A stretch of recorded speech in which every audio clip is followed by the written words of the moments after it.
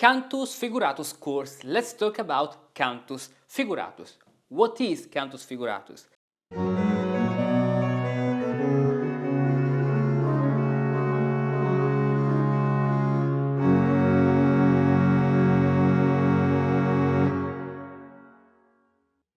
What is cantus figuratus? Cantus figuratus is the Renaissance notation, mensural notation of the Renaissance, sometimes from a modern point of view called White Mensural Notation. Mensural notation because we have those things called mensure. So a system with which a figure can worth 3 or 2, can be perfect or imperfect. And then so mensura means misura, measure.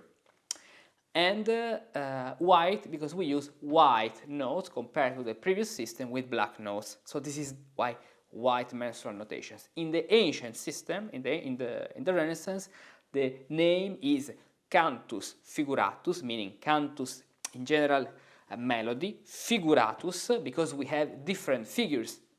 In cantus firmus you only have one figure because all the notes have the same length, as you can learn in the cantus firmus course, in the other course. Here in cantus figuratus we have different notes and different values. That's why cantus figuratus. Another name used in the Renaissance is cantus mensurabilis, which means cantus, chant, so melodies, mensurabilis, which is subject to the mensura, so to the perfection or imperfections of the figures. So what are the topics that you will study in this course? First of all, what is the final result you will achieve? The final result you will achieve consists in being able to read a score of the Renaissance, for example, Flemish music like Ockeghem, here are some examples, and Josquin, Palestrina, even if Palestrina is quite simple, without relying on any transcription. That's why in the Renaissance transcriptions didn't exist. So how can you say that you are an expert of Renaissance music if you don't know to read the notation? It's quite strange. So it's important to know to read the notation because there are some aspects that can be written only in the ancient notation. For example, it's not true that you cannot tie a note of smaller value to a note of bigger value, to tie this way if you write in a modern system. This is totally bad, that you can, it's a mistake that the fact that you can tie only 2 notes of the same value. No, no, and no. You can tie. Now I want to show you one thing. We are now in chapter, so it was in chapter about the chapter 5, yes, the whole and the part, 5.8, where you learn the imperfection to the whole and to the part, and there is an example here.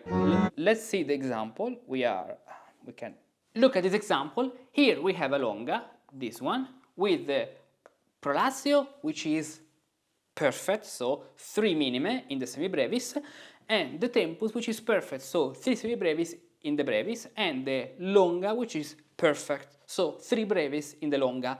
Here, in this case, based on a modern transcription, if you want to do the modern transcription, you are tying a note which is 2, so imperfect brevis, to another note which is a perfect brevis, to another note which is an imperfect brevis, so imperfect, perfect, and imperfect. Doesn't make sense what they say to you that you cannot tie a note of smaller value to a note to a bigger value. It's not true. You must contextualize it. You have to contextualize it in the context. And here, this is the longa, and these are the 2 semi-brevis. But to know this, you must know how to read the imperfections and the perfection in the mensural notation. Just this. So, if you want to try here to beat this passage, we have the tactus minima minima, this way. This is perfect because it contains 3 semibrevis, so do, re, mi. Now let's turn on the volume. Do, re,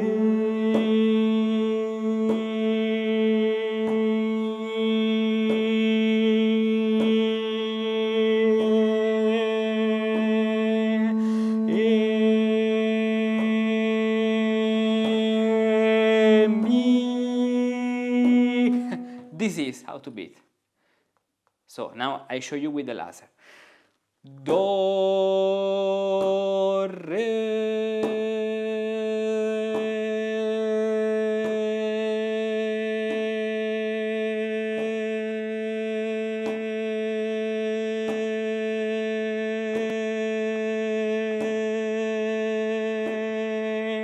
mi. This way, written this way, but so you know that what you learn about this fact is not true. Why? Because the main thing is the mensuration. You must learn the mensuration before understanding these things. So how is this course organized? Let's see it. The first chapter is about figures and rest. There may be the possibility that you already know what are the figures, longa brevis, maxima, sei brevis, but we start from scratch, so even if you don't know it, you start with a very correct and basic foundation. Then, after this, we move to the ligatures here, and at the end of each stage, each chapter, you have a test with question to help you better remember the most important concept. Then, chapter 2, ligature. Now, the topic of chapter 2 is reading ligatures. So what are ligatures? Ligatures are those notes written in a big figure, in only one figure, as you can see. And we will study all the rules to read ligatures. We have the practice to do with transposition, transcriptions, and after studying all the rules, as you can see here with all the exercises you will do with me, we have some practice to do on authentic music, because our course is entirely based on this music. So I'll sing with you, I'll show you how to beat, and I'll sing all the examples, so then you can follow me and do by yourself all the things I do. So you learn also imitating. I'll explain you any passage, brevis brevis, longa, semi brevis. Here, as you can see, these are the notes I have already taken during while I filmed the course.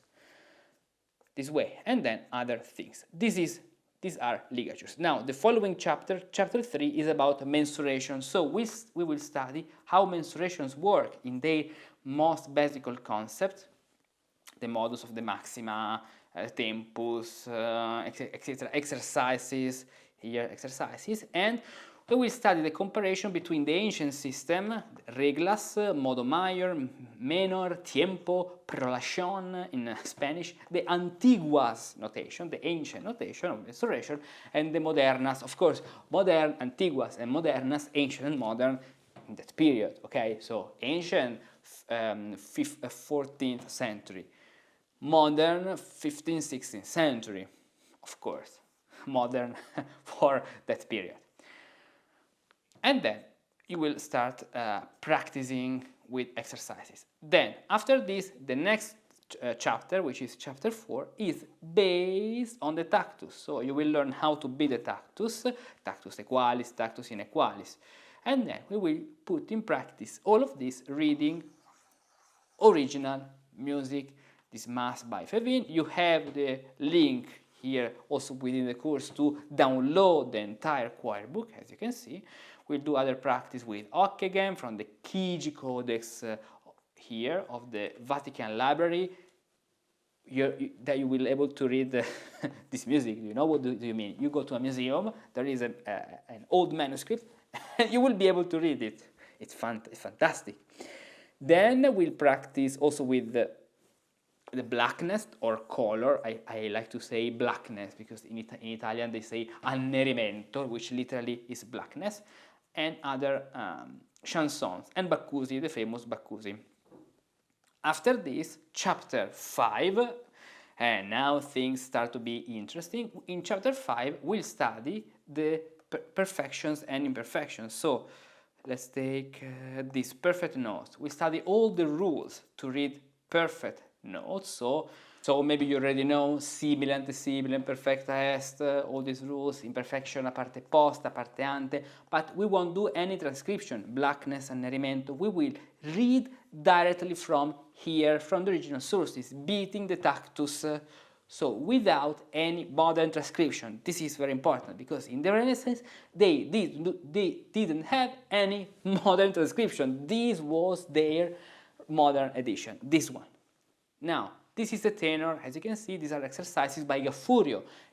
Modern exercises, they are examples given by Gaffurio, but we will face them as exercises to practice and read perfections. Here with the tempus and the longa, which are perfect. Here with the tempus, the longa, which continues, and also the prolazio, perfecta. Okay? Studying and beating all of them. All these symbols are explanation of the ternarieties, of the tactus, and all those things, all of the semi-minima or the minima, according to the note which is in the tactus. The note, I mean the figure. Chapter 6, or better, at the end of chapter 5, then you will be able to read all the perfections. For example, let's take an example at the end of chapter 5. This is what you will be able to read at the end of chapter 5. This, with the perfections. Here, also this one, the beautiful Sicut Cervus by Ockeghem. Sicut cere mi do re, etc. And chapter 6 is about proportions. So we will start studying proportions in terms of the theoretical aspect of the proportions, how they work in math according to this period. So the 5 genera, molteplice, multiplex, superparticularis, superpartiens, multiplex superparticularis, multiplex superpartiens, with all the combination of the numbers. And then we'll put in practice all of this in music. So we have the tripola or tripla proportions.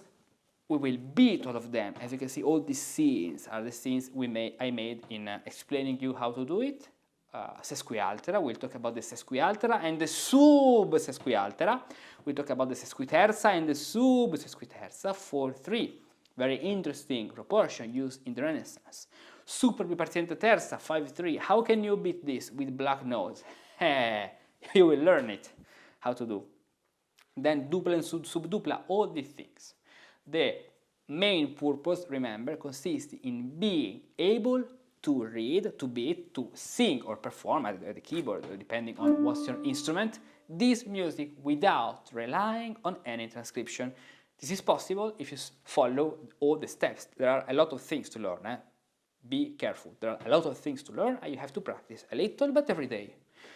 Then another interesting topic are the segni contrassegni, scene against scene, literally, because they create proportions. So we can have the dupla, or we can have the quadrupla, subquadrupla between them. And they are important when we will face some composition, for example, the Requiem Quam Olim by Ockeghem, where we have the 4 voices reading with these scenes, which means that the brevis is imperfect and the longa is perfect. Pay attention, this is not the tempus, this is not the brevis, this is the longa, this is the ancient system of notation. So the brevis here is imperfect. And the contra is the only voice reading with other mensure. What to do here? What are the proportions? How they work? You have to know the tactus, how the tactus work, chapter 4. How the perfections work, chapter 5. And then how is the proportion, so segni contra segni, chapter 6. And then now you are able to read this piece of music without any transcription. Incredible. This. And after this, but we have the great example by Picerli, in where there are a lot of proportions, and you can download this sheet with all the indication of the tactus down up. And the last topic of the course is chapter 7, which is lyric placement, or in Italian syllabazione. So how to correctly put the syllables of the text to the music according to the rules given by Gioseffo Zarlino in the 16th century in the Istituzioni Armoniche. This is. So, as you can see, let's come back to the page of the course here. Come on. There are a lot of things to learn, 90 lessons. You can, at the beginning of each chapter, you can download the resources here. There is the link of Google Drive where you can download them. At the end of each chapter, you have a test Okay, just a test to verify if you understood the most important concept. This is a test more to by yourself, to remember the most important concept and to verify them, okay? Because during the course there are a lot of exercises. The majority of the lessons are nothing more than practice. Here, Gaffurio, we have a lot of exercises by Gaffurio. Why Gaffurio? Because Gaffurio did a very interesting thing, so he made a lot of exercises gradually in order of difficulties, from scratch to challenging situation. Here, an exercise with the dots, about how dots work in mensuration, and then we will beat, as you can see, I'm singing, playing, so you can see the keyboard, the same keyboard you can see here now with the notes, so you can sing, play, you know which part of the grade scale you study in solemnization you are singing, this way. So it's something big, this course. Proportions, the same thing. We study the proportions, we do the exercises, and at the end, lyric placement. And remember, at the beginning of each chapter, you have the possibility to download the PDF with the examples and exercises, chapter 7 here. And at the end, for example, here, chapter 6, you have, for example, here the test of chapter 7, where you can answer the question and be sure you have understood the most important things.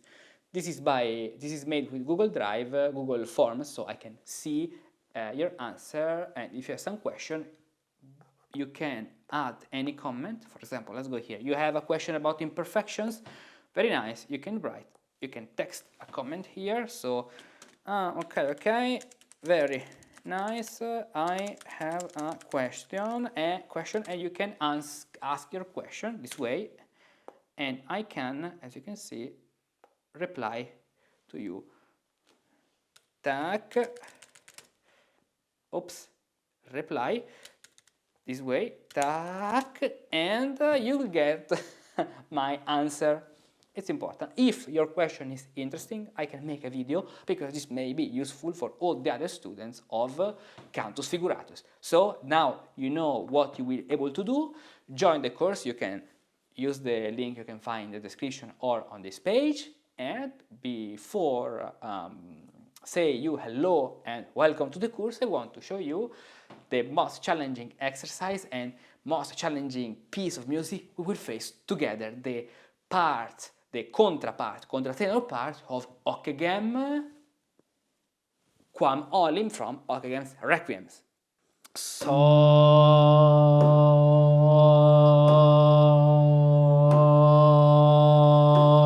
fa, re, fa, sol, mi, re, fa, re, mi, re, fa, mi, fa, sol, mi, fa, la, fa, mi, fa, la, sol, fa, fa, mi, re, fa, sol, mi, fa, mi, re, do, re, fa, mi, re, sol, fa, sol, sol, fa, mi, re, la, fa, re, mi, re, fa, re, mi, re, fa, sol, mi, re, la, fa, sol, la, re, mi, fa, sol, la, re, mi, fa, re, fa, mi, fa, sol, mi, re. I have bad news for you. In the Renaissance, transcriptions didn't exist. All musici pratici, indeed, read music directly from the original sources. They knew how to read ligatures and recognize the correct values, brevis, longa, semibrevis, maxima. They could accurately interpret all the mensurations, perfect, imperfect, tempus, modus, prolazio. They knew how to beat the tactus in accordance with the mensurations and the proportions. So, modern transcriptions are unnecessary. Yes, they can be useful if you want to study the counterpoint and the vertical setting. But do you really have the audacity to claim you perform Renaissance music and are an expert, yet you don't know how to read the notation used by the Renaissance musicians? Fortunately, today you too can learn how to read White Mensural Notation directly from the original sources without relying anymore on any transcriptions, no sense. I've prepared an entire course of 90 practical lessons for you where I'll teach you gradually how to read figures and rests, how to correctly interpret mensurations in the ancient and in the modern system, how to correctly beat the tactus according to the mensuration and the proportions, how to correctly perform imperfect mensurations and perfect mensurations with all the rules of perfections and imperfections, how to correctly beat the proportions, even the most unexpected ones, like 5-3. How to correctly align the syllables of the text to the notes of the piece, and much more. 90 practical lessons, 200 pages of examples and exercises from the original sources, no transcriptions, only examples from the original sources. So, no more excuses to don't learn White Mensural Notation, sign up for the course, discover all the topics and the content, purchase the course and start learning White Mensural Notation today. Click here. Sol, fa, mi, sol.